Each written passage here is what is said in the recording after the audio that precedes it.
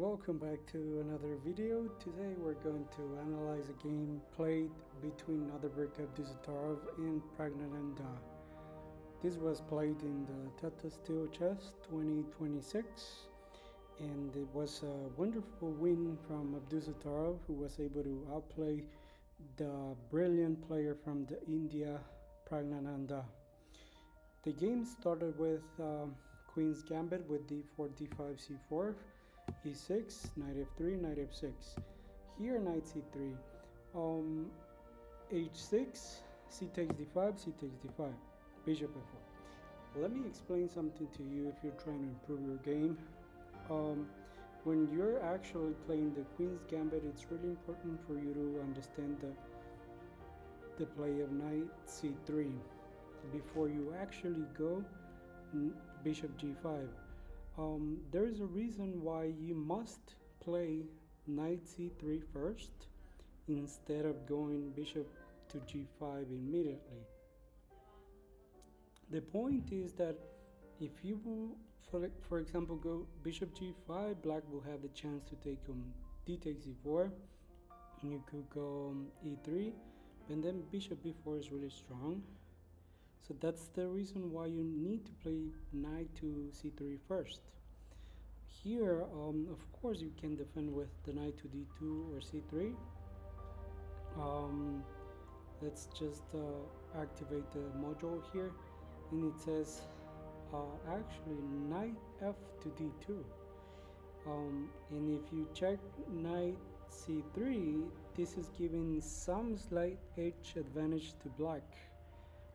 The reason why is because black has developed the bishop immediately and the knight is now pinned. So that means that when black castles brings the knight to d7, and actually can put some pressure with, let's see that the queen has developed first in d7, he can play knight e4. So there's a certain pressure here on the e4 square for black to have some advantage with. That's why Grandmasters recommend always to go knight c3 first. This is the right order. So h6, cd5, ed5, bishop f4, bishop d6, bishop takes d6, regular move. If you come here, you're just wasting a time. So it's better for you to trade the bishops immediately. I have wasted one time, he has wasted one time, two times. So equal trade, yes. Queen takes d6, e3, bishop f5, knight h4, bishop h7, bishop d3. So with the bishop on d3, we're saying I'm going to fight for this diagonal. Okay, so this is the best place for the bishop to be. The reason why is because black is planning to castle on the king side, and fighting for this diagonal is fighting for the future for white. Black goes castle, bishop takes h7, equal trade, king takes h7, and here there's an important square, which is some f5 that white can use in the future. He might plan to go knight f5, or just to come to f3 and go to knight e5. But first, in order for you to create an outpost for your knight, you need to make sure that there's not a pawn that can kick away your knight. Yes, so that's why he waits. Instead of going to f5 that it can easily be kicked out, he just develops the queen to b3, which is putting pressure to b7 and d5, and of course planning to go f5 in the future as well, which is the perfect square for the knight. So here black goes knight d7. Here you may wonder, why don't you take on b7? You of course can take on b7, but if you go queen takes b7, rook takes b8, queen takes a7, rook takes b2. There's so much counterplay for black that you cannot imagine. So for example, I go castle, we can go queen b4, we're threatening to take the knight on c3, and the knight is almost trapped. Yes, it's like almost forced to go knight f4 or knight d1, which is a weird move. Both of these moves are really bad. The reason why is because you're not supposed to bring the knights to the edge of the board. And of course, you're not supposed to bring your knight to the start of your terrain. So basically here, this is not a good move to allow this kind of trades. That's why black went rook b8. Rook b8 is saying, wait a minute, I'm trying to gain some space here. I'm going to fight in this queen space. So on the queen side, black is saying, I may go b5, I may go c5, or I may go a6, b5, and c5.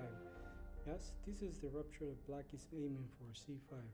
So a4, this gains space for white. He's saying, okay, I'm going to fight for some space. Remember, gaining space is always good because it restricts your opponent's pieces. And in this way, black went c6. c6 is solidifying the d5 square for you to be able to defend properly that square. a5 gaining more and more space, and here g6. g6 is saying, hey, wait a minute, I don't want your knight going to f5 because that is too annoying for me. I don't want that piece to be there in my terrain. So let me play g6. This is a prophylactic move that does not allow the knight to go to f5. So knight f3, rerouting the knight. That's really important. If we notice that we cannot continue with our plan, you need to have a plan B. And the plan B here is to just get back to f3 to look for another path for your knight that could be brighter. So king g7, queen a3, knight e8. Okay, chess from the shadows, why are you not taking the queen on d6 here? There's a reason here that white does not go queen takes d6. So queen takes d6 actually helps black. Why is that? Because he will retake with the knight, and the knight will have a really comfortable way to go to e4 or c4. Yes, that can later be supported by knight f6 and e4. So instead, white waits for black to take the queen on a3. That way he can develop the rook that's on a1. Black, of course, knows this, and he does not take either. He goes knight e8.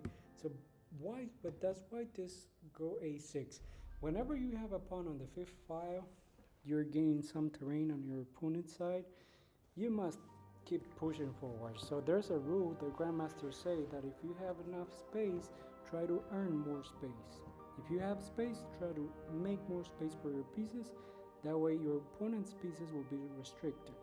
So Praggnanandhaa went b5 here, which is, I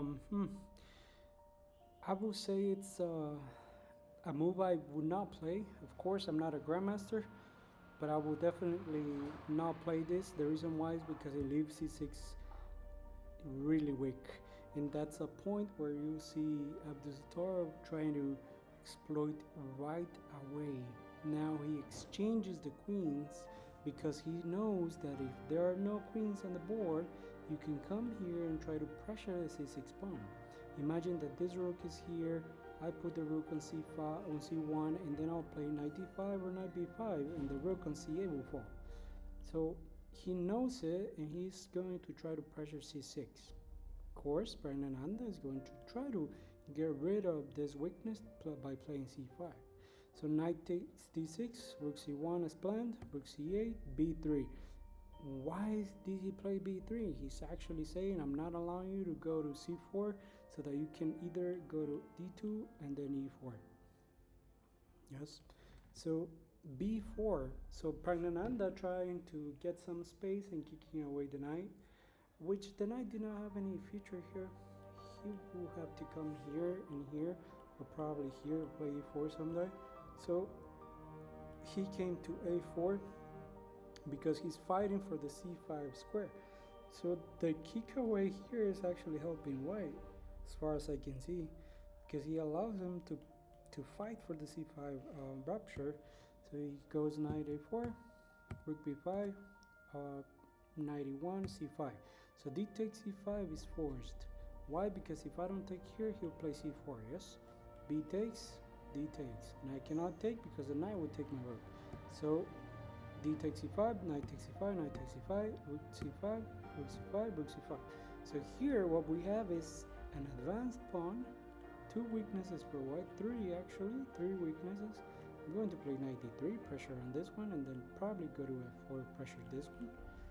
And what I'm gonna do is I'm going to try to get my rook to this file to pressure the weakness that we see on a7 and try to push away my pawn to the 8th rank and gain my queen. Yes, that's what my objective is.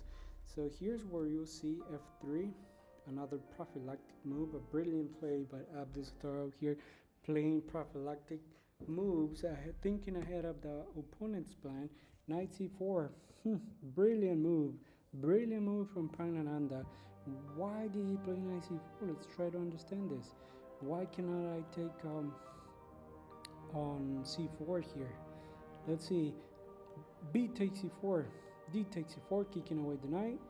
Let's see, knight b2, I'll go c3, knight d3, I go b3.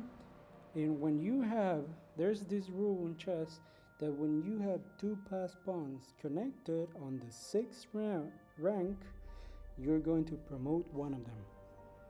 So Praggnanandhaa, of course, he knows it. He knows this.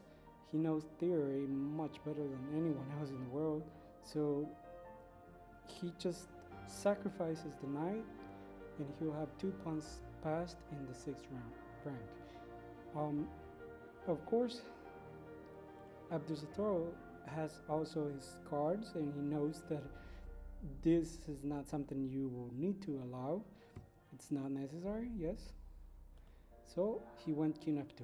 King f2 is saying, okay, wait a minute, I'm not letting you come to e3, so you cannot continue with your plan. Knight f5, putting pressure on the b3. Here's where a brilliant move happens again. Abdusattorov, without any fear, some other club player, expert player, will just bring the rook to b1 and be passive all for the rest of the game, and then wait for the a6 pawn to fall. No, Abdusattorov goes rook c1. Brilliant move. Why? It's allowing to black to take the pawn on b3, but in exchange he's going to c7, which is the plan that I told you that we were looking for, to get rid of the a7 pawn. That way our pawn could promote. So here d4 for Praggnanandhaa, rook takes a7. We're just getting closer to promote our queen. Knight c5. So Praggnanandhaa is saying, okay, let me try to defend because I'm getting scary here. And another brilliant move, knight takes c5, and Praggnanandhaa is forced to take the knight, of course, but Abdusattorov can go, he takes d4 in intermezzo move. And why is it an intermezzo? Because he cannot play b3 because I'll take the rook, and if b2, rook b7 defense, yes? So he has to move the rook. Rook c6. So Abdu goes rook a8, which is a human move, trying to give the a7 space for the pawn to continue his path to promote. King f6, king e3, defending the d4 pawn, which is the one that's going to win the game. b3, a7, black needs to do something, he needs to defend. h4. Okay, why is it important to play h4 here? If we go h3, which is like a really humble move, we will allow g5, and then we wouldn't be able to play h4 nor g3 and h4, because once black plays g5, he's going to play h5 and then play the rupture of g4. And black will have some initiative here, and we're not trying to give any initiative to the opponent. So h4 is preventing black to play g5, h5. So this forces the structure to be solid for black, but instead there's nothing for him to achieve there, right? So king e4, rook b7, rook b8. Here's where the key move is working. Rook takes a7 is almost forced, because if he takes the rook, I'll promote the queen and then I'll defend here, yes? So rook takes a7, rook takes b3, rook a2, attacking on g2, we must move, g3, rook g2, f4, brilliant defense by pushing the pawn forward so he can defend on the g3 square. Okay, king e6, d5 check, king d6, rook b6. We don't care about the g3 pawn because we're promoting our pawn, yes? King e7, rook b7 check, king f6, rook b3, defending again, king e7, f5, initiative, king side activity, king activity, gf, king takes f5, rook d2, rook e3 check, intermezzo move, king f8. So this is weird.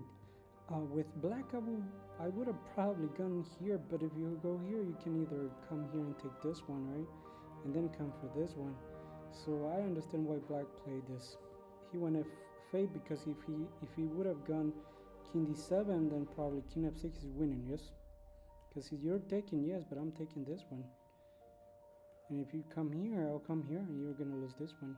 Because if you come here, okay, let me go here, and then I'll go rook f5, I'll defend. If rook takes, then king takes, and then I'll go for g6, h5, and push g4, h5. So king f8, rook e5, rook d4, trying to counter attack on the g4 square.